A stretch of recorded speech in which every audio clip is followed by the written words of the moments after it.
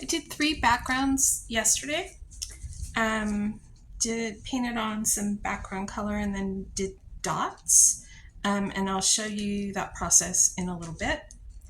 But now I want to talk about tools in paint. So let's talk about paint first. I use craft acrylics. And I take some flack from that from other artists who use artist acrylics, which are the ones that come in tubes or the little golden tiny tubes that look like this, only they're small. So what's the difference?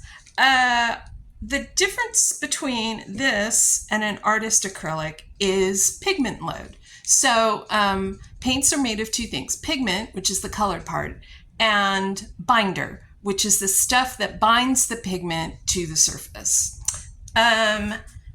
Artist acrylics have more pigment to binder, so the ratio of pigment to binder is higher. Craft acrylics have a lower pigment to binder ratio. Less pigment, more binder. Because I work sheer and like to build up layers of color and let what's underneath show through, craft acrylics make more sense to me. They're cost effective, but they also allow me to work straight out of the tube without having to mix up my artist acrylic, which has a lot of pigment to binder, and might cover this completely opaque and not allow the text page to show through. In order to make that work, I would have to mix it with some matte medium, and that just seems like a huge waste of time to me. Why not use the paint that works for the style of art that I do? So these work better for me. I don't have to mix my colors. And in fact, these are not designed to mix. Very often, if you mix 2 of these colors together, if I wanted to mix these 2 together, I would end up with mud. They are not designed for mixing. You can put a little white in or put a little black in, but that's about as far as I would ever go with a craft acrylic. They're just not made for that. And very often you'll get conflict between the pigments and you end up with mud. So I like these. I can use them straight out of the tube. And they're pretty much like Anita's, the lowest pigment load of any paint I've ever worked with. This is a glaze to me. This is not a paint. This is glaze. There are some colors like this one or this deco art. They have a little more white in them, and so they're a little denser. I try to avoid those colors whenever I can because I have to add matte medium to them, and that just means I'm back to wasting my time mixing together a glaze when I can just get a glaze that's right out of the tube. So I try to pick my colors so that I can just use them right out of the tube and I don't have to mess with mixing. There you go, the Lazy Woman's paint selection. This is my paint stash. It's right below where I'm about to work. And you'll notice that all the bottles are stored upside down.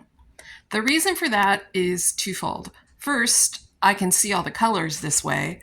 If I had them flipped over, all I would see was black and white tops. That's not helpful.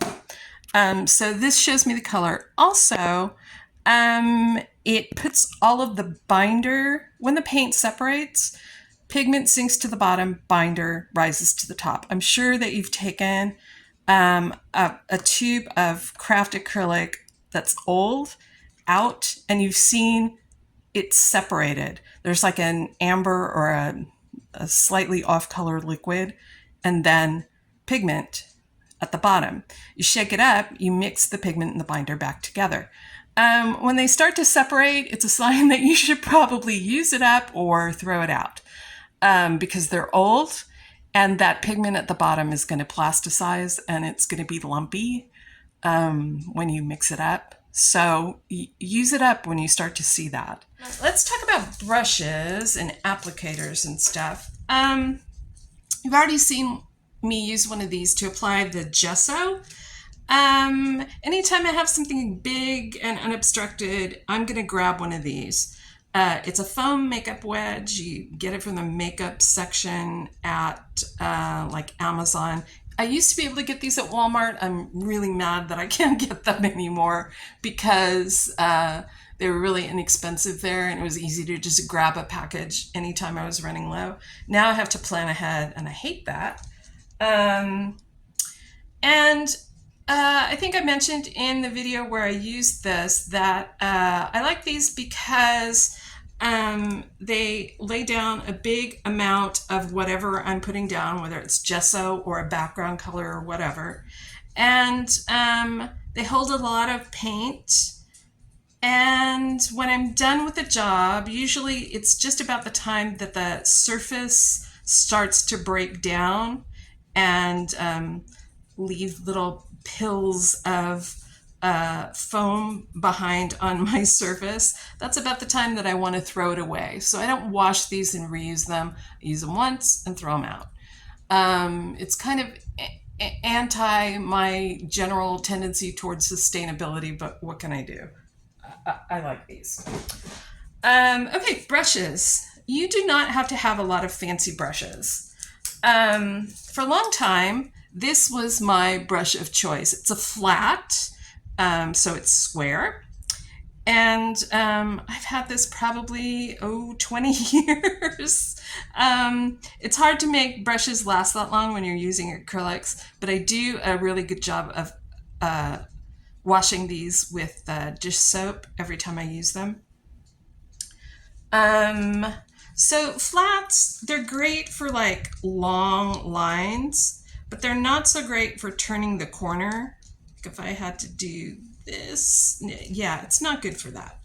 It's not good for things that have a lot of small contours. Lately I've switched to rounds. This is a round. It looks like kind of round in the ferrule. So this is a ferrule. It's the thing that holds the hairs into the brush along with a little bit of glue down there. I like rounds. They do good outlining, and you can also turn a corner and do some tight details with them. This is, I think, a synthetic, which means it's not going to hold up as long as this, which is Kolinsky. This is real hair. I also have some, I don't have any out right now. I have some that are synthetic brushes. Because I'm vegan, I try not to buy real hair brushes anymore.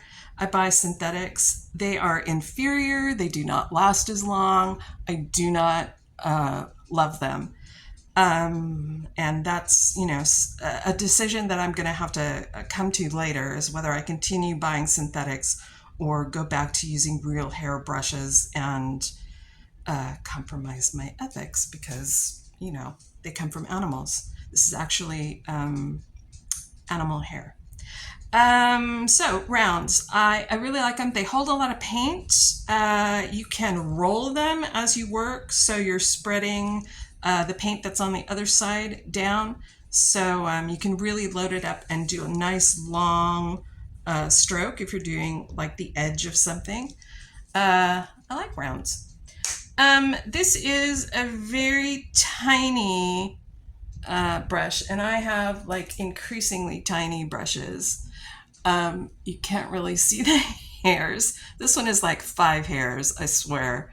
This is for fine detail, and I'm using this to paint lips because that's just about all the paint I need is the paint that's on this brush.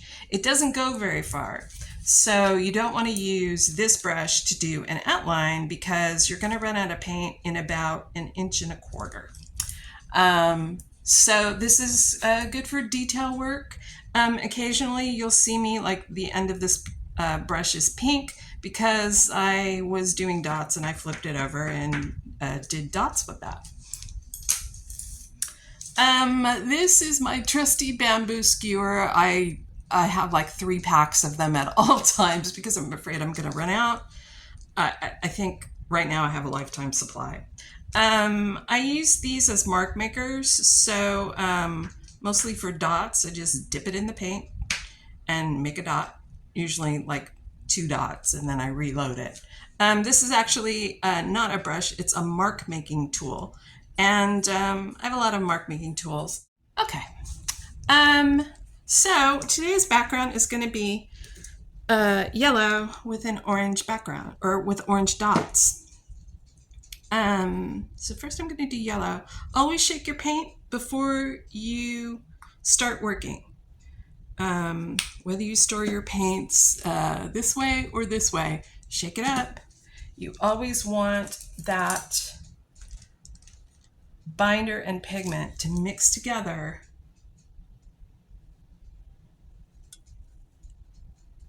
So, and all I'm doing is cutting in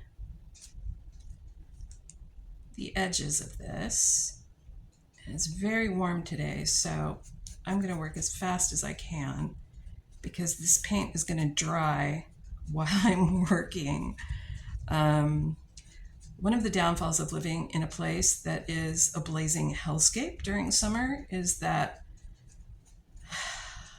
when I work with acrylics, I really have to work fast because they dry so quickly in the heat. And the air conditioning has a dehumidifier on it, so the air is very dry in the house. And you can really tell because before the AC kicked on this morning, I was sweating like a big dog because it was so humid in the house, and then it kicked on and it immediately dried everything out. So you see that I'm working on my phone book again, and that's because I'm painting out to the edge, and you can see here I've already, gotten some paint on the phone book. And this is just to protect my surface so I don't have to change the paper on my work table so often.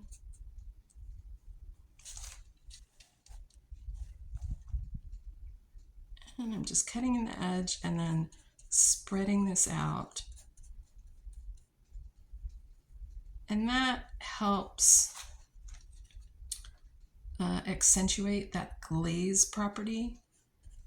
I'm not trying to get a real dense coverage in these paints, which, I'd have to do like 3 coats of this yellow to get something dense, but I'm not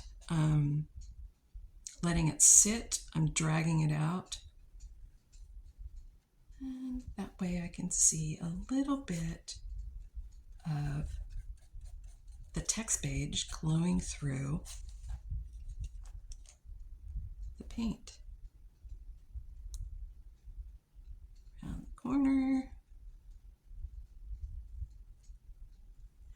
And I'm working in very long strokes when I'm doing this cut edge, which gives you a smoother line than if you do the short tentative strokes that I'm doing when I spread it. Very short strokes to spread it out, long strokes to cut in the edge. And just want to check this over to make sure that all my edges are covered. All my bare chipboard is covered up. I saw something over here that wasn't covered. It's right here. So I cut in the edge and then I sort of feather it out.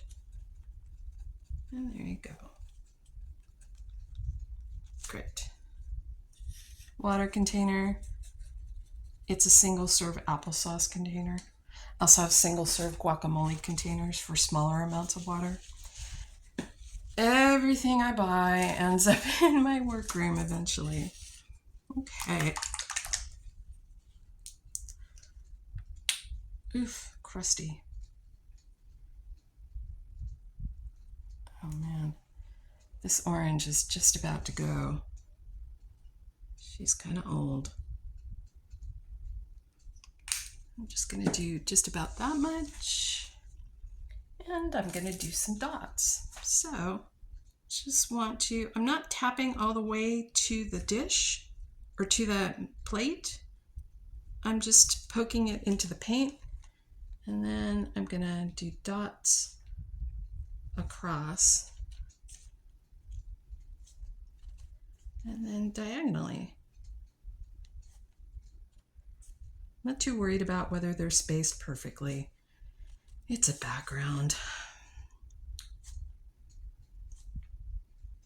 And I'm also not worried about getting a little bit of orange into the area where the hat's going to be, because the hat is going to be black.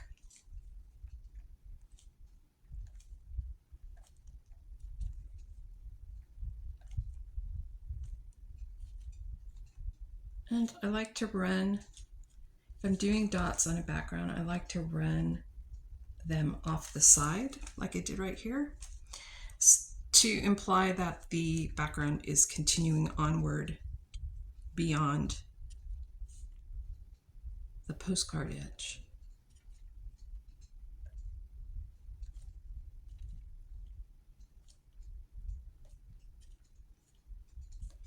So many dots. But this is going very quickly, and it's kind of a cute way to punch up the design. Be a little bland without dots. I kind of put these down too low, so let's add some right here.